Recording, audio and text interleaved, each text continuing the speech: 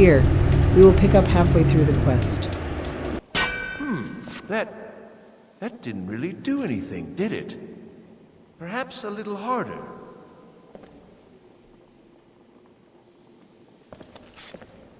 I don't understand. This should produce some notable effect. Work, damn you!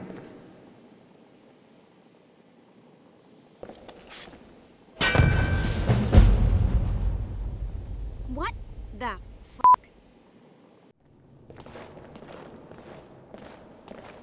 So, we're just gonna walk off like, yeah, that guy didn't just disappear into thin air. I'm not sure if his research was a success. Tell me the details of what happened. Sometimes small things can reveal large discoveries. He kept striking a warped soul gem with a strange dagger called keening. How many times did he strike it, and did anything happen? 3 times, then he just disappeared. I'm willing to bet that you can summons a shade of him now, though. Am I right? And how the fuck would you know that? It's the same reason your eyes turned that color when I infused life back into you. What does that even mean? When your parents arrived at my home, your life was being held on by some potion. For the life of me, I still cannot figure out how this potion was made. But if we ran out of potions, you would no longer be able to survive because your soul had already left your body. I had heard of an altercation to the soul trap spell. I would be able to partially soul trap someone's soul. Problem was, I had never actually tried it before, and who would ever let me do this to them?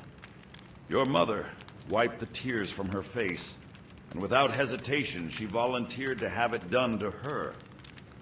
I warned her that there could be effects that I might not be able to cure, but to her, none of that mattered. All she cared about was saving her daughter. I'm not understanding why you would need to soul trap my mother. Because I needed a soul to put into you, to restore real life into your body. Oh.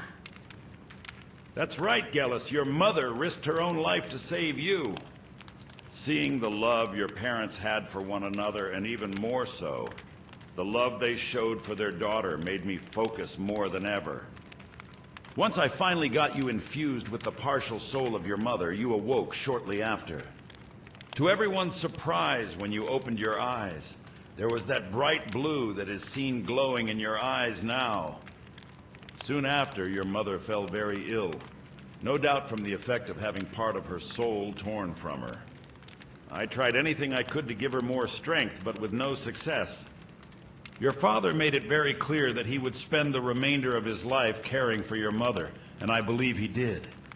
After a few days of rest for everyone, I escorted your family's carriage to the border of Hammerfell. Thank you. I'll never forget what you did for me.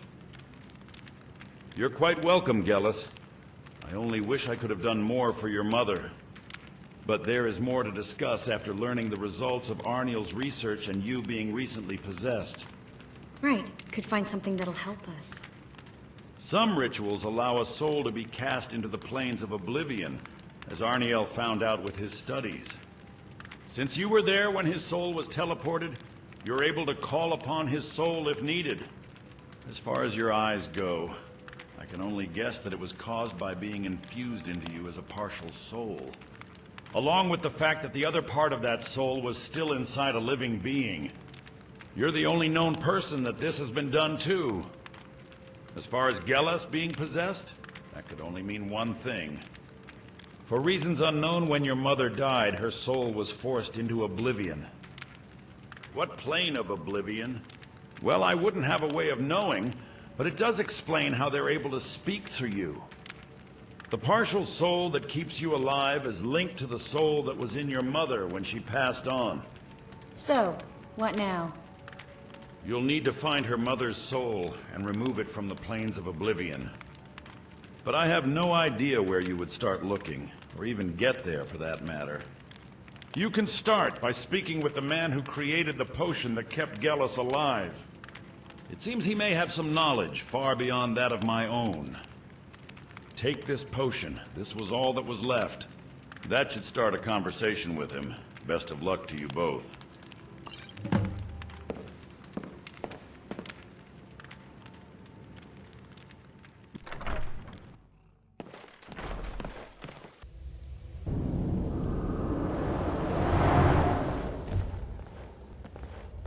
I wonder if a dragon could be captured alive. It would make a fascinating test subject. Have you seen Verona? Neloth? What is it you need? I'm a very busy man. I'm in need of knowledge. And of course, you come and search for me. As you seem to already know, I'm a trove of knowledge, but with this gift, I lack of time. I'm sure you could find what you're looking for at the College of Winterhold. They seem to have a vast library. Knowledge about the Heartstone elixir? Where did you get that? That was of my own creation. I was unaware that any bottles still exist. One bottle went unused. This brings me back to a tragic story of a little girl whose parents went through all odds to save her. We already know the story. I'm the little girl from it. Perhaps, but why don't I recall your eyes being of such color? Don't tell me that fool used a partial living soul to bring life back to her. You've heard of this practice? This has been discussed in many circles as a way for immortality. The issue with using a partial living soul is the connection made to the world of the dead. Well, in theory, at least. When the original soul passes, it may create a connection to the realm the soul remains in. It's no longer a theory. I'm looking for a way to sever this connection. Old tomes speak of 16 planes of oblivion, but I believe there are more. My knowledge of the oblivion planes is limited, though. You would need to find someone who had advanced knowledge of the planes. Do you know anyone that would have this knowledge? I do not keep the company of such people, but I have no doubt that they exist. Anyone known to be undead should have some common knowledge. It's getting them calm enough to be civil that would be the issue.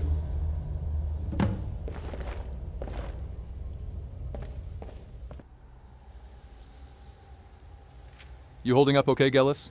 I'm doing okay, thanks for asking. All of this is helping lift a weight off my shoulders. How so? For years, I've tried to figure out the missing pieces of my past. Sometimes making things up just to fill the gaps. Many times I've laid in bed at night, trying to remember large slots of my life.